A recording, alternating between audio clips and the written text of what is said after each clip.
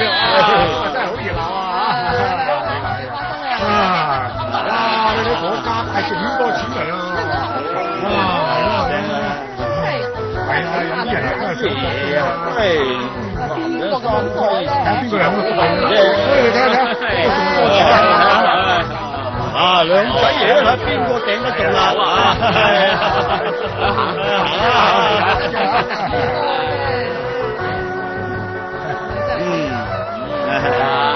嗰度話嗰度個位好啊，喂，喺側邊。大家肅靜，肅靜，肅靜啦！本官係嚟維持秩序嘅，各位有識之士、有膽之士、有福之士，帶咁多銀兩唔安全，本院大兵嚟維持啊！一陣咧，等嗰個絕世佳人出現嘅時候，有錢嘅就留低，冇錢嘅就拉先。有錢嘅有幾多就掟幾多，一個一個掟又得，一紮一紮掟又得。可以啊！掟晒啲銀兩又掟唔中嘅，咁就要忍痛離開啦。講明你無緣啊嘛。如果真係有艷福掟中咗咯，咁本官就為你作媒，將個絕世佳人同你送到府上。至於係正室定係偏房，係大老婆定係小老婆，本官就一概唔過問啦。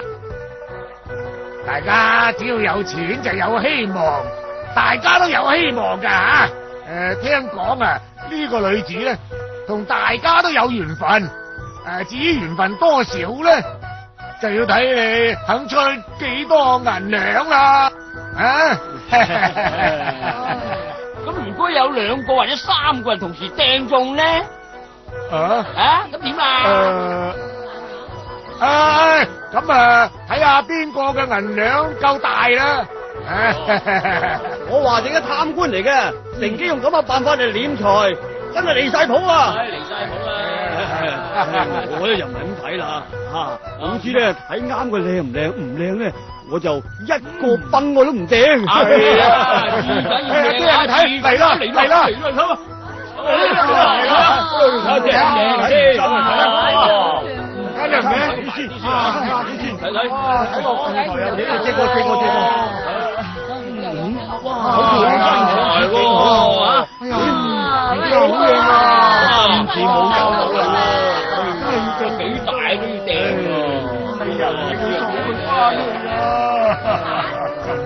小女子見呢度江水水流好急，兩岸交通又唔係咁方便，聽聞每年都有人因為過江而死嘅。小女子有心喺度起一座全樁橋，但係手頭上又冇錢。小女子願向眾人以身籌錢，不過有言在先，無論有錢抑或冇錢，邊個用銀兩拋中小女子嘅，小女子就以身相許。如果唔中嘅，就當係捐資起橋，積個功德啦。哇！呢個小女子講得好啱喎，都係為咗大家好啫嘛，呢下真係為咗佢咯。咪住！本官亦都有言在先，掟入船嘅錢，任你點用都得；跌落水嗰啲咧，就屬於無主之財，由本官收管。就按你講嘅，一言為定啊！收銀兩個網準備好未啊？老爺你放心啦，我派人咧響江底冚唪唥搞掂晒啦，啲銀兩一定係我哋啦。我哋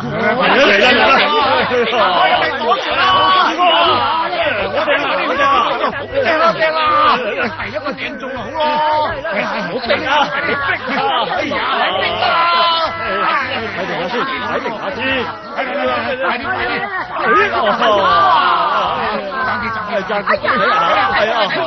我噶，出嚟！真係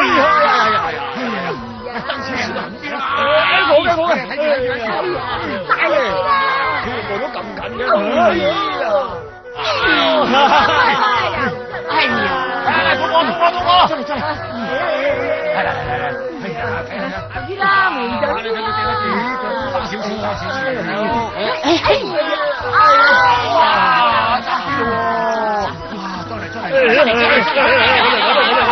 嚟，呀，有嚟，咪住吓，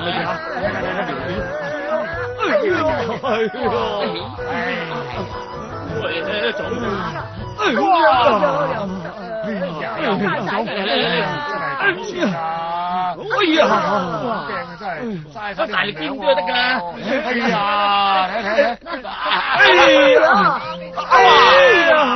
睇掟都掟唔到啊！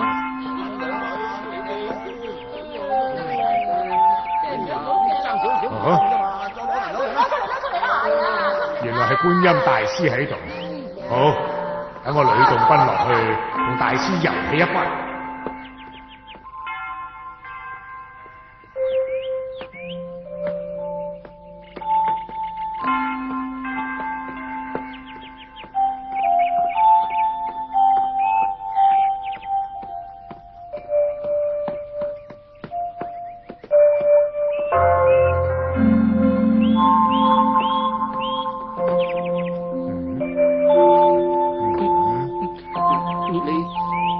大家都喺江邊睇熱鬧，你點解唔去睇下呢？我想整嘅嘢都冇辦法完成，你有心思睇啲嘢喎？可唔可以將你嘅心事話俾我知啊？我想喺度起座橋，但係一個人點賺都賺唔到咁多錢噶嘛。咁啊啱晒啦！江中個女子亦都係為咗起橋，先至用呢個辦法嚟籌款嘅。你同佢有共同嘅心願，點解唔去睇下啫？真噶？行啦！快啲，去掟準啲啊！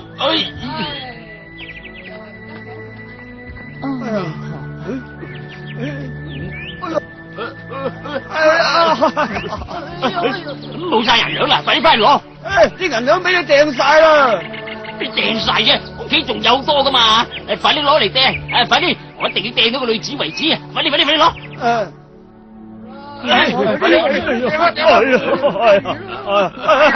仔仔啊！好正啊！好呀！哎呀，爭少少！唔好掟！哎呀！如果呢個女子肯用啲銀兩嚟起橋，咁就足夠啦。乜咁邪噶？個個都掟晒落船嘅。如果冇銀兩掟落水度，咁我咪好蝕底。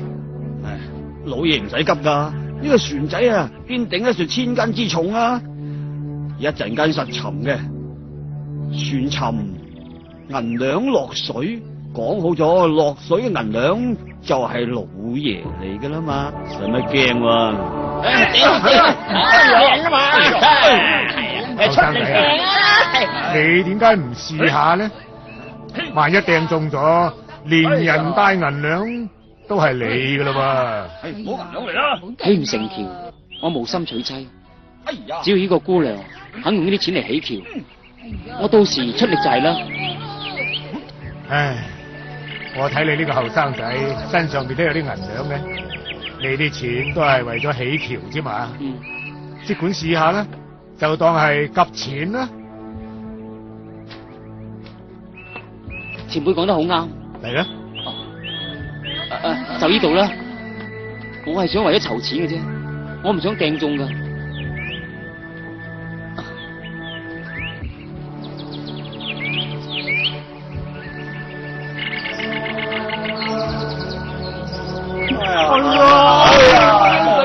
掟中，咁多錢都掟唔中。真係好勁喎！我哋冇啦。呢個傻娘子身為法仙，明知我唔可以同凡人配婚，就開啲咁嘅玩笑。